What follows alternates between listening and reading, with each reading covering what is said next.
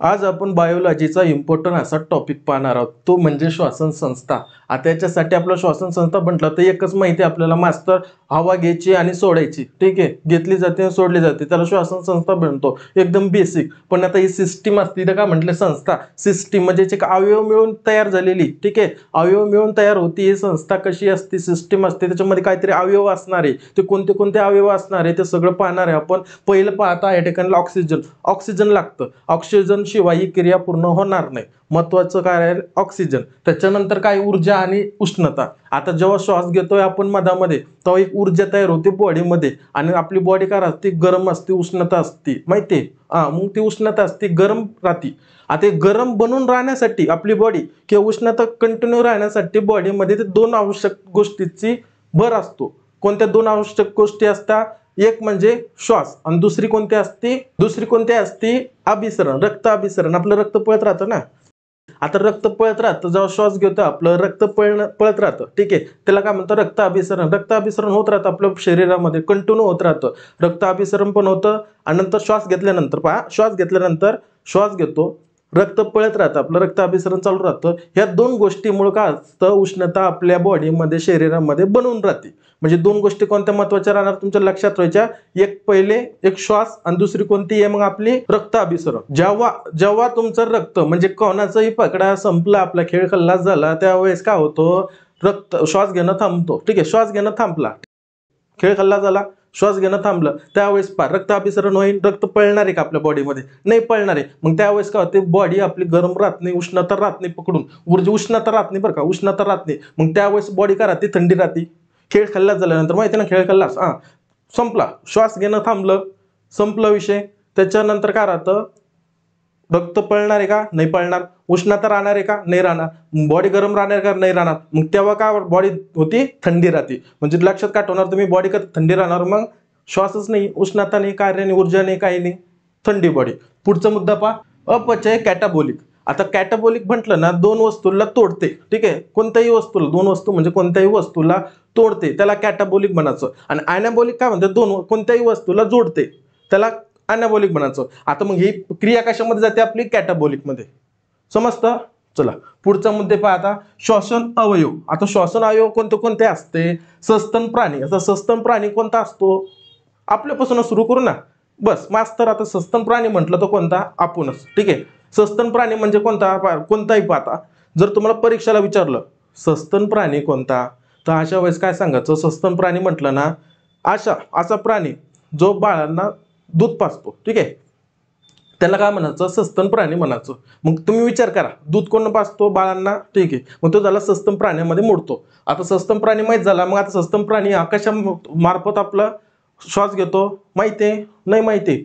चला बेसिक मध्ये समजून घेऊ. आता आपण लहानपणामध्ये पहा, लहानपणी पहा काय करतो आपण, नाक बंद करतो. नाक बंद केल्यानंतर श्वास कुठून घेतो, तोंडावाटे घेतो, माझं माहितीये. चला ठीक आहे, माहितीये.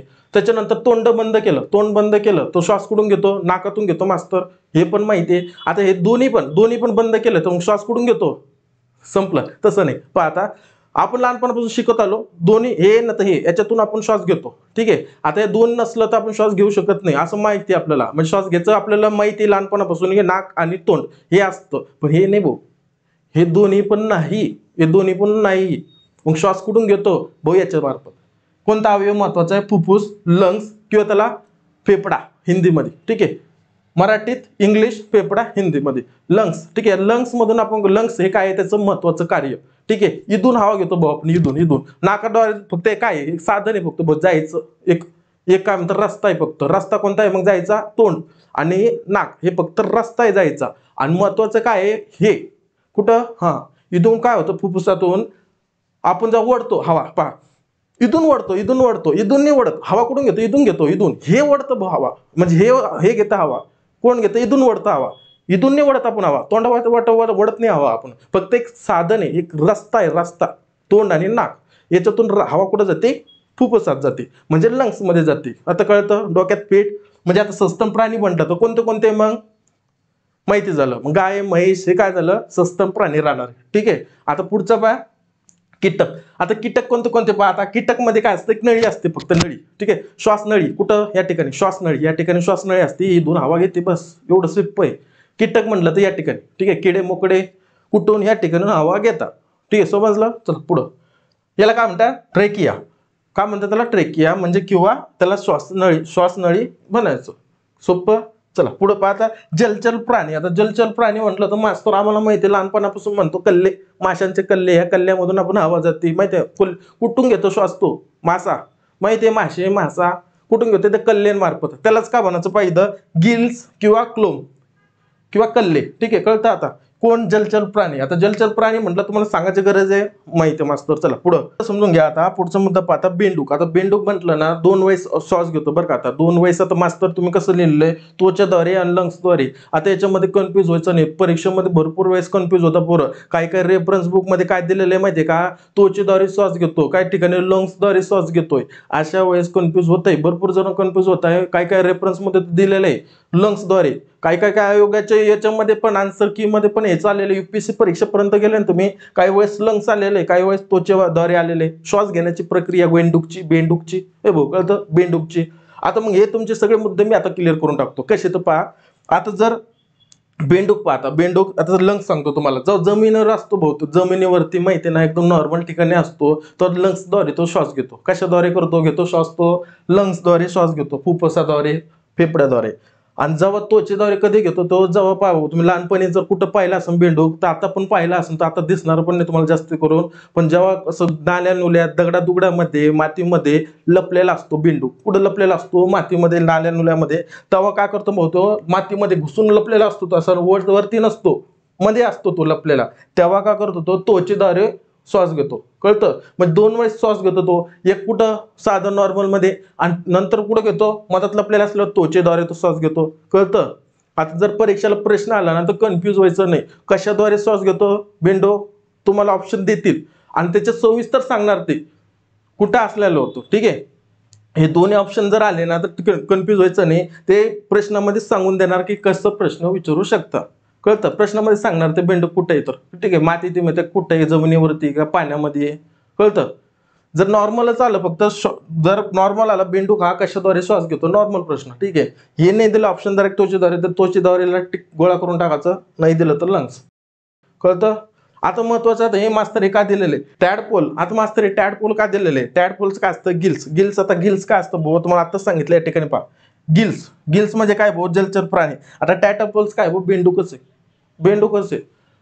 कसं मास्तर, आता तुम्ही लहानपणी माहिती आहे का, आम्ही तर केलेलं बाबा लहानपणी, माशा पकडलेल्या, जायचो माशा पकडायचो, बाटलीत टाकायचो, बाटलीत टाकल्यानंतर घरी येऊन खेळत बसायचो, कळतं. नाल्या नोल्यातल्या माशा, छोट्या छोट्या नदीतल्या माशा पकडायच्या, घरी येऊन खेळत बसायचो त्याच्या. आणि काही दिवसानंतर ना ती मोठी होऊन जायची, आणि ते मोठे पायावाली बेंडूक माहिती आहे का, मोठा मोठा पायावाला असं पोहत राहायचा, त्यालाच माशी म्हणायचो. त्यालाच काय म्हणायचं बोट, टॅडपोल, ठीक आहे. म्हणजे माशीचा हे कशाचा, बेंडकाचा प्रकार आहे. म्हणजे हा कितवा, तिसरा प्रकार आहे बेंडकाचा. हा कशामध्ये असतो, छोटापणी असताना. बेंडूक छोटापणी असताना, हा जवानीमध्ये असताना, कळतं. म्हणजे टेटापोल हा काय आलेला, छोटापणी असताना गिल्सद्वारे. गिल्स म्हणजे आपलं काय, कल्ल्याद्वारे, ठीक आहे. त्याला छोटे छोटे छिद्रे असते, पाहिले का बेंडकाला कधी, हा ते छोट्या वाल्यांना, ठीक आहे. मोठे मोठे पायर असतं, माशीसारखे पोहत राहतात छोटे असताना, तेच या ठिकाणी कोणतं मग हे टॅडपोल, कळतं. चला एवढं सोपं झालं तुम्हाला, एकदम इझी. आता काय करू आपण, पुढचा प्रकार पाहतो, श्वासोच्छवास म्हणजे काय, ब्रेदिंग. आता ब्रेदिंग म्हणजे काय, ब्रेदिंग माहिती ना, ब्रेदिंग. आता ब्रेदिंगचे किती प्रकार असते पहा, 2च प्रकार असतात. श्वासोच्छवास म्हणजे ब्रेदिंग म्हणजे काय पहा, हवा घेतो आणि सोडतो, हवा घेतो सोडतो, घेतो सोडतो, यांना जे जोडतं क्रिया, त्या क्रियाला काय म्हणायचं, श्वासोच्छवास किंवा ब्रेदिंग म्हणायचं, कळतं. इझी. बरं पाहतो, मग आत घेणे बाहेर सोडणे, यांना जे जोडतं तेच, कळतं. आता मास्तर मग तुम्ही म्हणशाल, आता हवा किती घेता, प्रश्न तर बरं का भाऊ, एकदम कोणतीही परीक्षा द्या तुम्ही, जर तुम्हाला टॉपिक असला नाही तर 100% प्रश्न येतो. महत्वाचा टॉपिक पाहून घ्या. आता आत घेतं किती, लहानपणापासून शिकत आलो आपण, हवा किती आत घेतो भाऊ आपण, जेवढी हवा असली आजूबाजूला तेवढीच आत घेणार, जेवढी आजूबाजूला हवा असली तेवढीच आत घेणार, कळतं. हा, मग आता नायट्रोजन किती घेणार, 78%, ठीक आहे. पुढं पहा, ऑक्सिजन किती घेणार टक्के, आणि कार्बन डायऑक्साईड किती घेणार 0.03, CO2 किती घेणार 0.03, एकदम कमी, ठीक आहे. आता लक्षात कसं ठेवायचं पहा, लक्षात कसं ठेवायचं, जोडा घेतला 78 सोडला 78, पहा 78 घेतला 78 सोडला, इझी. डोक्यात कसं लक्षात ठेवायचं पाहता. परत ऑक्सिजन घेतला 21, फक्त 4चा फरक लक्षात ठेवायचा. 4चा पहा, सगळं संपलं. हे सगळं लक्षात राहील तुम्हाला. आता 78 घेतला ऑक्सिजन, 78 सोडला. नायट्रोजन, ठीक आहे, नायट्रोजन काय 78 घेतला, 78 सोडला. त्याच्यानंतर ऑक्सिजन किती घेतला, 21 घेतला. 4चा फरक करा, 17 सोडला. किती ऑक्सिजन, परत पहा 21 ऑक्सिजन घेतला, 17 सोडला. 4चा फरक आला, परत 4चा फरक टाकून द्या. 0.03 काय घेतला, कार्बन डायऑक्साईड, आणि किती सोडला मग, फक्त 4%. आता मग मास्तर या ठिकाणी मग आमच्या पुस्तकामध्ये पुढे रेफरन्स बुक मध्ये 4.6 दिलेले, ठीक आहे, 4 पॉईंट काहीतरी दिलेले. फक्त इथे ठिकाणी लक्षात काय ठेवायचं तुम्हाला, 4%. हे कसं ट्रिक्स नुसार आपलं 4चा फरक पकडला आणि तुम्ही सगळं तुमच्या आयुष्यभर लक्षात राहील. परत पहा आपण काय करतो पहा, नायट्रोजन आहे ना, नायट्रोजन, ठीक आहे, नायट्रोजन आहे ना, 78 घेतला, सोडला किती, 78. परीक्षेला एवढा सिंपल प्रश्न येणार नाही भाऊ, किती घेता, हे तर सगळ्यांना माहिती. आपलं कसं स्टेट बोर्ड पासून चालू, हे एकदा एवढं बेसिक. सोडतो किती, फरक किती जातो, 4चा किती, ह्या 4चा फरक येतो, कळतं. 4 संपला विषय. लगेच इथं नायट्रोजन, ऑक्सिजन, कार्बन डायऑक्साईड लक्षात, लगेच किती, 78 17 किती, 4, संपला विषय. डबल 78 घेतो किती, 78 लक्षात आहे, हा 78 घेतो 21, 0.03, बस संपला. नायट्रोजन, ऑक्सिजन, कार्बन डायऑक्साईड, पटापट सांगितलं पाहिजे, कळतं. व्हिडिओ जर तुम्हाला कळला असेल, काही समजलं असेल, शिकायला भेटला असेल ना, तर कमेंट्स करा. जर कमेंट्स आल्या तुमच्या, तर आपण काय करू, या व्हिडिओला आपण पुढं कंटिन्यू करू. याचा स्क्रीनशॉट काढून घ्या.